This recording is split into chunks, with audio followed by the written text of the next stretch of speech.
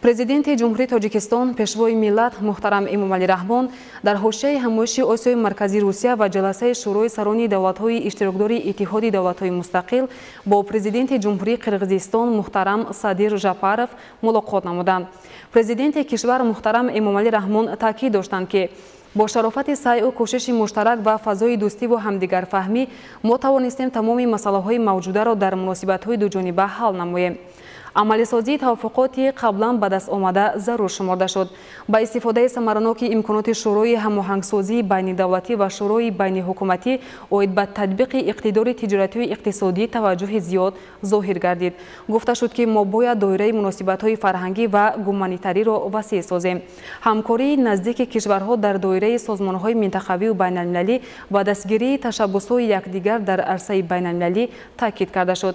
ҳамчунин атрофи таҳкими ҳамкорӣ доир ба масъалаҳои амнияти минтақавӣ, вокуниш ба таҳдиду хатарҳо гуфтагӯи судманд сурат гирифт.